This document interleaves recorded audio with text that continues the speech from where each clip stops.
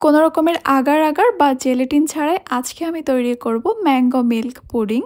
আসসালামু আলাইকুম everyone, welcome to Apsara's mini kitchen. অল্প সময়ের মধ্যে যদি কোনো মজাদার ডেজার্ট তৈরি করতে চান তাহলে আমি তো বলবো পাকা আমের এই ম্যাঙ্গো ডেজার্টটা অবশ্যই তৈরি করে দেখবেন।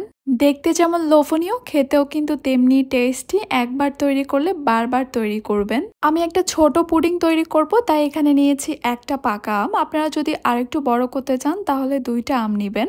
প্রথমে আমি আমের খোসাটাকে ছাড়িয়ে ছোট ছোট টুকরো করে নিয়েছি। এরপরে আমের টুকরোগুলোকে আমি একটা ব্লেন্ডারে জাগে নিয়ে খুব ভালো মতো পেস্ট করে নিব। কোনো রকমের পানি দেওয়া যাবে না, পানি ছাড়াই এই আমটাকে পেস্ট করতে হবে। তারপর কিন্তু তৈরি হয়ে যাবে এরকম একটা ঘন আমের পিউরি। আমের এই পিউরিটাকে আমি একটা সাইডে রেখে দিচ্ছি। এবার একটা প্যানে নিয়ে নিয়েছি আমি 1.5 কাপ লিকুইড দুধ। এবার এই দুধটাকে আমি অনবরত নেড়ে চেড়ে জাল করে নিব। 1.5 কাপ দুধকে জাল করে আমি 1 কাপের মতো করব। তবে আপনারা যদি চান তাড়াতাড়ি এই দুধটা ঘন করতে তাহলে এখানে পাউডার মিল্ক দিয়ে দিবেন। প্রায় 7-8 মিনিটের মতো অনবরত নেড়েচেড়ে জাল করার পর কিন্তু এই দুধটা এখন 1.5 কাপ থেকে 1 কাপ হয়ে গেছে, আর এই দুধটা কিন্তু এখন বেশ ঘন হয়ে গেছে।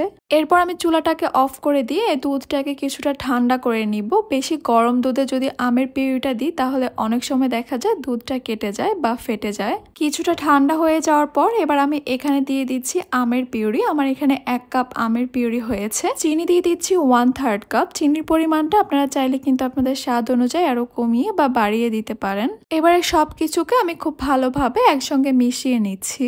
আবারও আমি চুলাটাকে অন করে দিয়েছি আর অনবরত নেড়েচেড়ে মিশ্রণটাকে আরো কিছুক্ষণ জাল করে নিব। পুডিংটাকে জমানোর জন্য এখানে একটা কর্নফ্লাওয়ারের মিশ্রণ তৈরি করে নিতে হবে।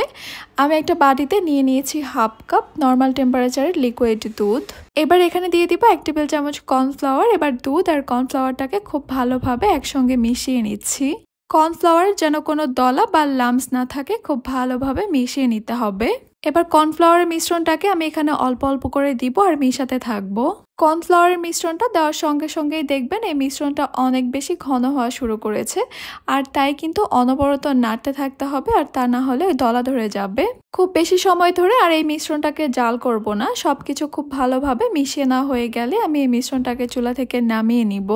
আজকের এই পুডিংটা সেট করার জন্য আমি যে মোলটা নিয়েছি, আমি প্রথমে এই মোলটাকে একটু তেল ব্রাশ করে নিচ্ছি যাতে করে আমাদের পুডিংটা আনমোল্ড করতে সুবিধে হয়। পুডিংয়ের মিশ্রণটাকে ঠান্ডা করা যাবে না, গরম অবস্থায় এই মোল্ডের মধ্যে আমি নিয়ে নিচ্ছি।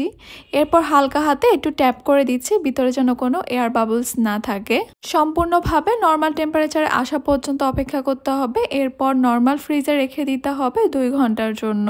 2 ঘন্টা পর দেখবেন পুডিংটা ঠিক এইভাবে জমে গেছে। এরপর আমি হাত দিয়ে চারপাশ থেকে একটু ছাড়িয়ে নেওয়ার চেষ্টা করছি।